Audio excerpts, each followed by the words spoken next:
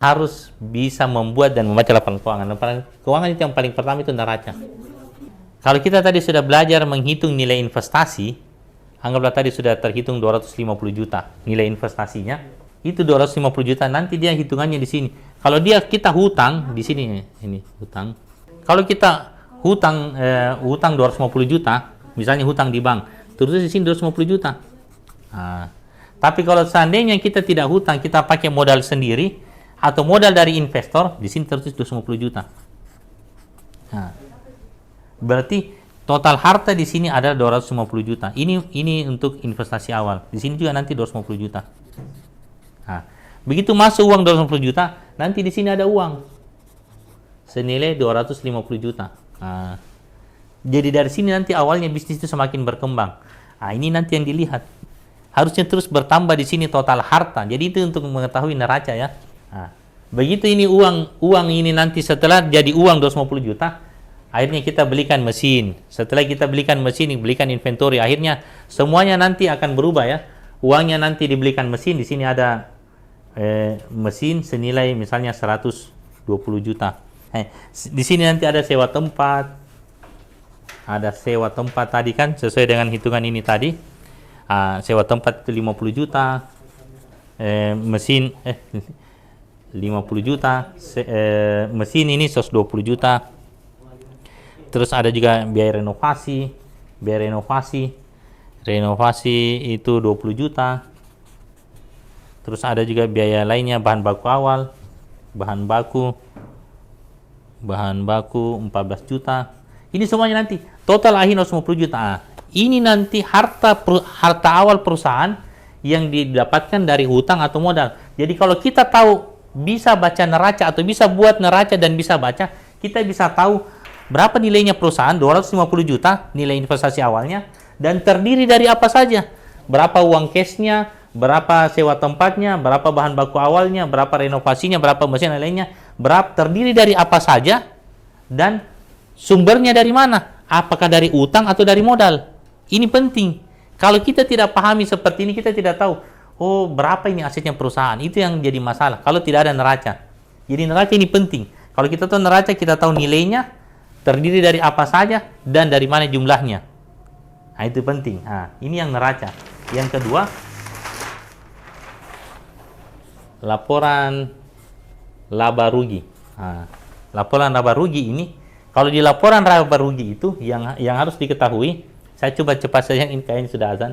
Laporan laba rugi itu mencatatkan ini pertama pemasukan. Nah, pemasukan ini ada yang cash, ada yang kredit. Nah, anggaplah pemasukannya misalnya dalam 1 bulan 45 juta, cashnya misalnya 30 juta, kreditnya 15 juta. Nah, karena ini yang bayar langsung, ini yang bayarnya nanti bulan depan. Kredit 45 juta. Ini dalam laporan laba rugi ya. Berarti kita tahu kemampuannya perusahaan menghasilkan keuntungan ini sebesar 45 juta. Oh, berarti hebat ini perusahaan. Terus di sini nanti setelah ini ada pemasukan yang berikutnya, ini ada yang namanya HPP. HPP ini biasanya sih orang yang dia ukur itu indeks HPP-nya itu persentasenya. Anggaplah 20%. Misalnya, tapi bukan di sini ya. Hitungannya di sini 9 juta. Berarti 45 dikurang 9 juta, 36 juta. 36 juta ini namanya gross profit. Di sini yang orang harus selalu perhatikan, ini persentasenya, ini 9 juta, persentasenya 20%. Oh iya. Berarti normalnya nanti kita harus tahu indeks HPP-nya 20%. Kapan ini persentasenya naik, itu berarti ada masalah. Jadi bukan ininya 9 jutanya. Kalau dalam 1 bulan 9 juta ini menjadi 10 juta, tapi di sininya menjadi 50 juta, berarti di sini tetap 20%. Berarti tidak ada masalah HPP nilainya naik, asalkan nilainya ini HPP. Ini HPP ini harga bahan baku ya.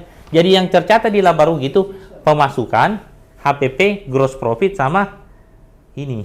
Coba saya lengkapi dulu biaya operasional. Biaya operasional ini ada gaji, ada sewa tempat. Saya pisahkannya seperti itu, dan lain-lainnya kan ini totalnya semua Ini setelah dihitung totalnya sekitar 11 juta. Dikurangi dengan 11 juta akhirnya dapat nilai 25 juta. Nah, 25 juta ini yang net profit. Nah, kalau di laporan laba rugi yang selalu kita harus perhatikan ini. Berapa persentase HPP? Harusnya kalau kita sudah tahu ada namanya indeks HPP. Kapan dia kita sudah tetapkan kurang lebih sekitar mengukurnya 20% satu bulan. Nanti kita coba hitungnya. 20% satu bulan. Berarti di sini juga harus nilainya 20% satu bulan. Kurang lebih seperti itu ya. Jadi ada memang, makanya kita harus bisa mengukur HPP dan kedua juga harus bisa mengukur biaya operasional. Sehingga kalau di sini nilainya tetap, ini tidak apa-apa naik sini sampai 10 juta, mau 12 juta, mau 15 juta. Karena kapan dia naik di sini dan di sini tetap 20%, berarti tidak ada masalah. Karena sudah pasti omsetnya juga naik. Kan di HPP itu banyak orderan, banyak biaya. Sedikit orderan, sedikit biaya. Tidak ada orderan juga ya, tidak ada biaya. Makanya ini yang diukur, bagaimana persentasenya. Kapan di sini persentasenya naik menjadi 23, 25, berarti omsetnya tetap, tapi HPP-nya naik. Di sini langsung kita tahu kemungkinan ada masalah di HPP. Bisa karena ada kecurangan, bisa karena ada SOP yang bermasalah, atau bisa dengan ada kesalahan pencatatan. Itu dari mengukur ini persentasenya. Berbeda dengan biaya operasional. Biaya operasional itu yang dilihat nilainya. Berapa gaji pegawai, berapa sewa tempat nilainya. Kalau ini nilainya dalam satu bulan naik, kemungkinan besar ada pemborosan kah ataukah ada masalah yang lainnya.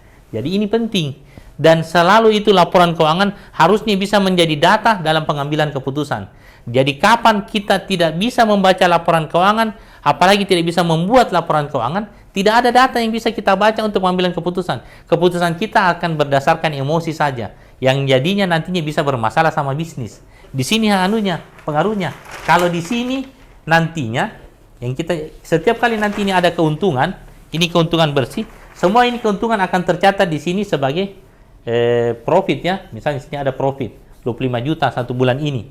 Di sini menjadi 275 bertambah menjadi 275. Di sini juga bertambah menjadi 25 juta karena ada keuntungan. Ada keuntungan yang dihasilkan. Di sini juga menjadi 275. Jadi akhirnya kita lihat perkembangan bisnis kita. Oh, total harta sekarang 275, tapi uangnya cuma segini. Barang inventorinya cuma segini. Mesin-mesinnya segini, sewa tempatnya segini. Ini semuanya harusnya dicatatkan di sini.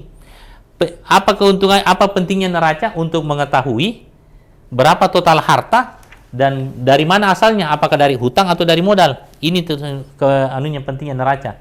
Neraca berapa total harta atau nilai dari perusahaan dan terdiri dari apa saja dan dari mana asalnya, apakah dari hutang atau dari modal. Ini pentingnya. Karena beda nantinya itu kalau utangnya yang 275 ataukah modalnya yang 275. Kalau di sini kita bisa tahu, oh hebat ini bisnis karena pemasukannya bisa sampai 45 juta satu bulan. Berarti dia kuat menghasilkan omset. Oh, tapi kuat dia menghasilkan omset, dia bermasalahnya di biaya. Biaya mana? HPP atau biaya operasional? Biaya HPP-nya sampai bayangkan 25%, padahal idealnya sampai cuma 15 sampai 20%. Oh, berarti dia agak boros di sini. Kalau dia agak boros di sini, kemungkinan antara SOP-nya tidak jalan atau harga jualnya terlalu murah. Berarti kita tahu apa yang harus kita lakukan karena melihat data. Sebaliknya, kalau dia biaya operasionalnya yang naik, biasanya sih 11 juta, tiba-tiba sekarang 15 juta. Berarti ada bermasalah ini. Kita bandingkan 15 juta ini di mana yang naik? Apakah karena gaji pegawainya terlalu banyak atau bagaimana? Atau sewa tempatnya, atau listrik, atau yang lain-lainnya. Yang jadi masalah itu misalnya gaji pegawai atau sewa tempat, gaji pegawai atau listrik. Kalau listriknya signifikan naik atau gaji pegawainya signifikan naik, padahal omsetnya tetap, berarti ada masalah di gaji pegawai. Kemungkinan terlalu banyak kita gaji pegawai, padahal omsetnya sama. Berarti di sini ada pemborosan di gaji pegawai. Beda tadi ya, kalau di sini biaya operasional yang kita lihat nilainya, kalau HPP yang kita lihat persentasenya untuk mengetahui ada masalah atau tidak. Ini di laba rugi. Tapi ingat, ini 25 juta satu bulan dicatatkan sebagai keuntungan dan menambah harta di neraca, tapi belum tentu uangnya 25 juta. Kenapa? Karena tadi ini 45 juta dianggap sebagai pemasukan, cashnya 30 juta, kreditnya 15 juta. Ini belum masuk. Tapi di catatan laporan keuangan, semua ini orderan disebut sebagai pemasukan. Pemasukan cash, pemasukan kredit. Dia pemasukan tapi belum tertagih. Karena memang belum jatuh tempo. Jadi 25 juta, tapi kemungkinan uangnya cuma 10 juta. Karena 15-nya dalam bentuk kredit. Nah, ini tadi yang saya bilang. Ada profit, belum tentu ada cash. Belum tentu ada uangnya. Sebaliknya ada cash, belum tentu itu sebagai profit. Nah, ini untuk yang laba rugi ya.